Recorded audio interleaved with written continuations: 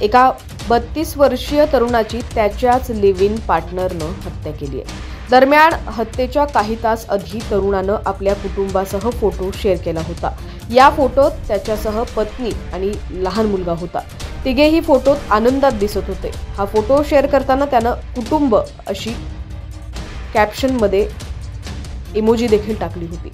पण काही तासांनी कुटुंबावर इतका मोठा दुःखाचा डोंगर कोसळेल याची त्यांना पुसटशीही कल्पना नव्हती। अधिक माहिती काय आहे पाहूयात। त्याआधी तुम्ही HPN मराठी न्यूज चॅनलला सबस्क्राइब केलं नसेल तर नक्की सबस्क्राइब करा आणि बेल आयकॉनवर क्लिक करून नोटिफिकेशन्स मिळवा, जेणेकरून आमचे अपडेट्स लवकरात लवकर तुमच्यापर्यंत पोहोचतील। तर आरोपी महिलेचं नाव सहती पॉर आहे। ती घटस्फोटीत असून एका मुलाची आई आहे। तर पीडित तरुणाचं नाव सार्थक दास होतं।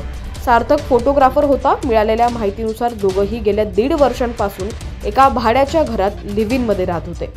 सार्थक दासच्या सोशल मीडिया अकाउंटवर त्याचे आणि सहतीचे फोटो आहेत। या फोटोमध्ये सनहाती पॉलचा मुलगाही आहे। त्यानं आपल्या रिलेशनशिप स्टेटसही बदलून एंगेज्ड असं ठेवला होता।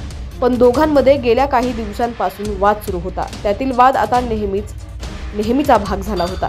बुधवारी याच भांडणादरम्यान संहिता पॉलनं चाकूनं सार्थकवर हल्ला केला। तिने एकापेक्षा जास्त वार करत त्याला ठार केलं। हत्या केल्यानंतर सनहाती पॉलनं पोलिसांना फोन करून गुन्ह्याची माहिती दिली। फोन येताच पोलिसांनी घटनास्थळ गाठलं। कोलकात्याच्या उत्तर 24 पारनगरमधील दमदम परिसरात ते राहत होते। पोलीस घटनास्थळी पोहोचले तेव्हा सार्थकचा मृतदेह रक्ताच्या थारोळ्यात पडलेला होता। त्याच्या शरीरावर चाकूनं एकापेक्षा जास्त वार करण्यात आले होते। त्याला तात्काळ नजीकच्या रुग्णालयात नेण्यात आलं होतं, पण डॉक्टरांनी त्याला मृत घोषित केलं। पोलिसांनी सहती पॉलची चौकशी केली असता तिनं सार्थकची हत्या केल्याची कबुली दिली आहे, पण तिनं आपल्याच लिव्ह इन पार्टनरला ठार का केलं याचं कारण समजू शकलेलं नाहीये। पोलिसांनी तिला हत्येच्या आरोपाखाली अटक केली आहे। आम्ही महिलेला अटक केली असून हत्येसाठी वापरण्यात आलेली शस्त्र देखील जप्त करण्यात आलेली आहेत। तिनं आपला गुन्हा कबूल केलाय अशी माहिती पोलिसांनी दिली आहे।